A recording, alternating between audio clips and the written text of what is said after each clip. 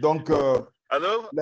ma présentation, comme l'a dit le président, c'est sur les normes sanitaires du Code terrestre de l'Organisation mondiale de la santé animale. Donc, comme vous le voyez, il s'agit des normes, pas d'une autre institution, mais de l'Organisation mondiale de la santé animale. Pourquoi l'Organisation mondiale de la santé animale fait des codes? Parce que l'Organisation mondiale... Why? Because the World Organization for Animal Health is in charge of animal health for the well-being of animals and also for the veterinary public health. And I can tell you that it's well known by the World Organization for Trade as an institution, a reference institution for that role. And now to do that role, to play that role, I can tell you that WOAH actually is basing itself on the network of various regional offices and sub-regional offices and reference labs and different collaborative centers that are more than 300. Next slide, please.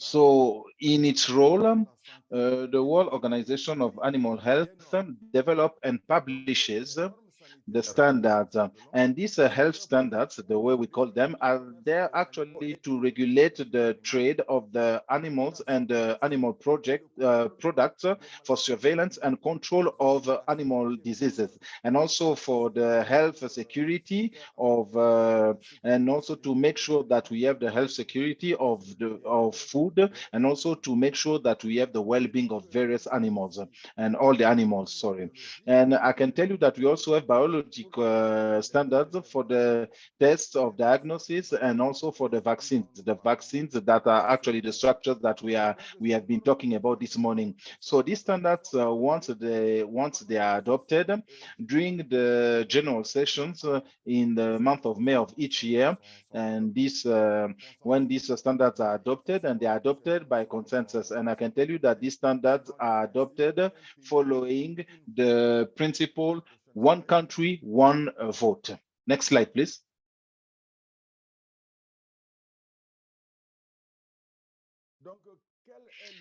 So now, what is the role of the health standards?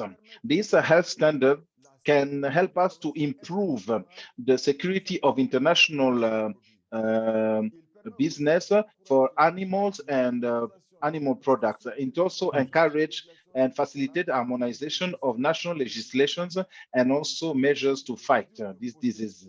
And it also reduce the gaps between rich and poor countries, because these standards actually apply themselves to developed countries and also for the poor countries. It also enables to preserve the international public good through surveillance and the control of animal diseases and zoonoses, and also it can enable to promote fair trade by eliminating these commercial barriers that are not justified. Next slide, please. Like I was saying, the international standards of WOAH are actually recognized by the World Organization for Trade as these health norms, and they are a reference. And these standards can be used by the member states to protect themselves against the introduction of pathogens and diseases, while they remove the commercial barriers that are not justified, the way it's stipulated in the SPS agreement. And I'm talking about SPS because it says that the countries need to harmonize the health measures.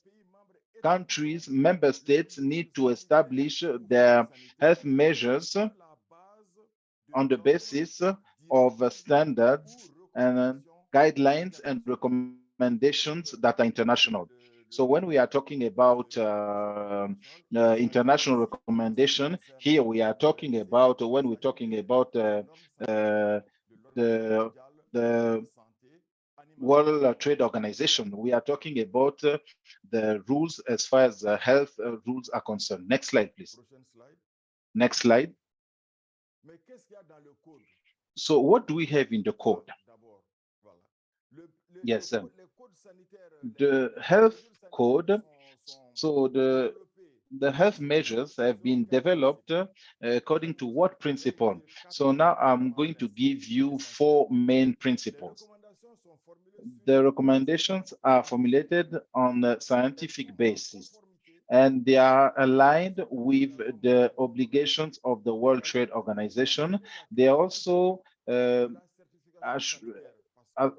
make sure that there's a credibility as far as health certification is concerned. And they can also be used to regulate trade, meaning that they should be used by the country that imports, because we are all countries that import, and these countries that need to be free from diseases or to apply control measures as far as the health issues is concerned. And it's on these principles that the code is developed, the measures that are in that particular code. So next slide.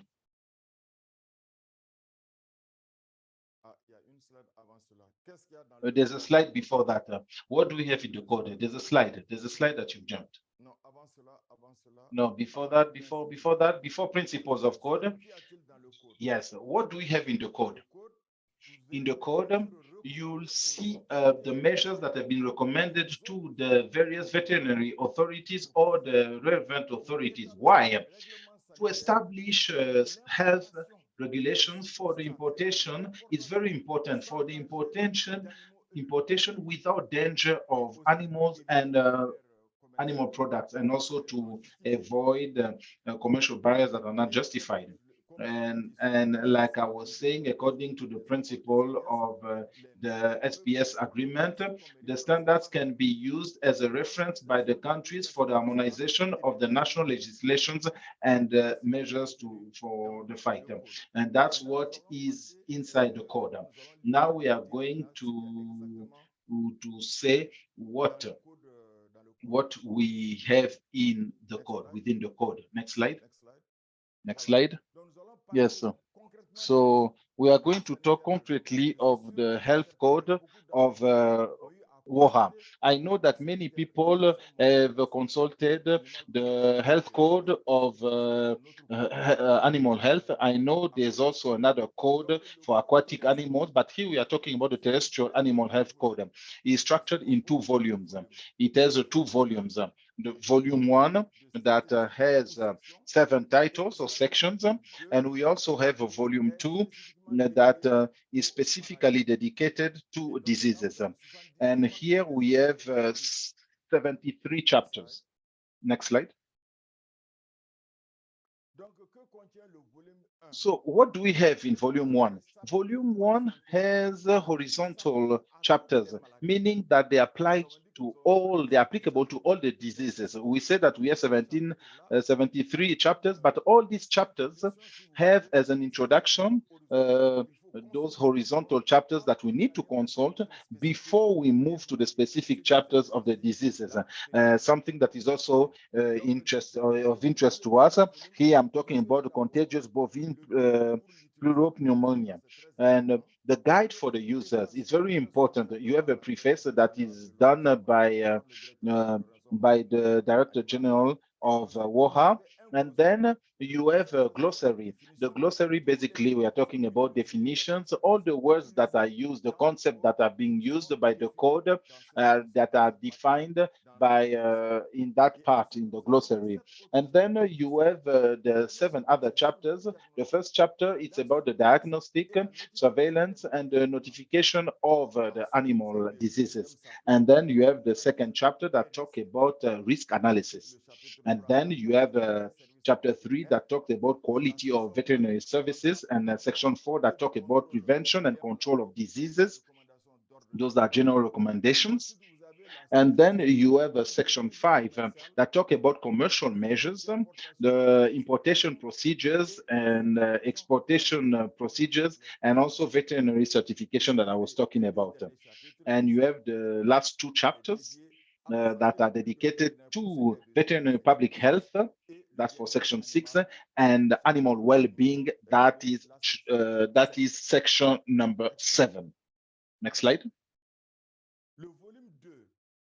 Volume 2, you have an identical description for all the other chapters concerning specific diseases. And all these chapters are dedicated to diseases, and it starts with the description of pathogens, the disease, the infection, the incubation period, and what is going to enable us to have the determination of the quarantine period.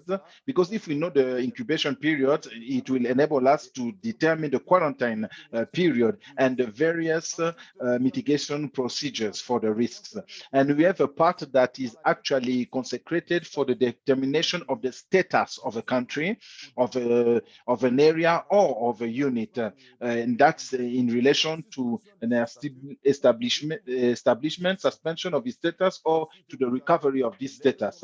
And then we have the recommendations for importation in relation with the status for the living animals, and then you have genetic material, and then you have animal products. So that's the succession that you are going to see for each specific chapter for the diseases that are within volume 2. Next slide, please. So now when we're talking about the specific chapters for contagious bovine and pleuropneumonia, on top of these other chapters, you have 18 chapters that are specific to CBPP. And the first chapter, or the first article, it's about general conditions. And then you have the second chapter of that article that is dedicated to CBPP. You have actually the merchandise that are without risk. The third article talks about the country or the areas that are free from CBPP. The fourth chapter talks about recovery status of the country or areas that are free from CBPP. The fifth article talks about the country or the areas that have been affected by CBPP. And then Article 6, it's actually the free units of CBPP. And after these 6 chapters, we are going to talk about recommendations relating to importation coming from countries that are free from CBPP, or all the areas that are free from CBPP. Next slide, please.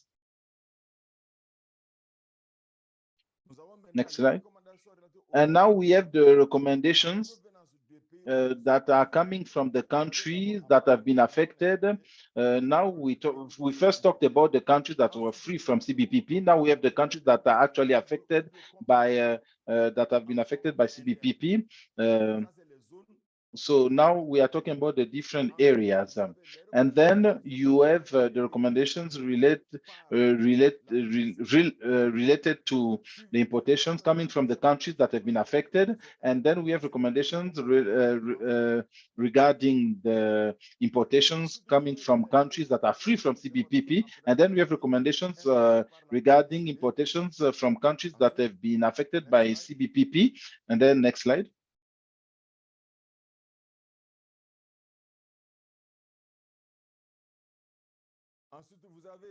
And then you have the chapter, the article that talks about the introduction to surveillance. And then we have Article 14 that talks about conditions and general conditions and methods for realization of surveillance. And then we talk about strategies of surveillance. And then we have a demand of recognition of the status of country that are free from CBPP, and we have the request of recovery of free status from status that talks about countries that are free from CBPP. And the person who is going to speak without me are going to talk in more details about the official program for the fight against CBPP that has been validated by WOAH. And for your information, the terrestrial animal health code was put in force in 1968, and the last update, the first adoption was in 1968, and the last update was in 2014, and I can tell you that the last version was on the 15th of August 2022. That is something very important because it will enable us to see what has been done as scientific progress after these dates. Next slide, please. So when the code poses demand to realize a test for the international movement or for other designated objectives, the manual is actually something very important for WOAH, and it can be used. And it's in that manual, in that document, that you can find all the tests that are recommended. Next slide. So for drafting the code, for the drafting of the code, we have 4 commissions. You have the commission of the code. That is what is important for this presentation. And it's that commission of the code that actually update all the general standards, annual standards, and also the specifics of the terrestrial code. We also have the scientific commission that help in the identification of strategies and the various measures as far as health surveillance and prevention and control of diseases. Then we have commissions of the labs that develop the manual of the various tests and the vaccines that needs to be used. Next slide. So I would like to thank you for your kind attention.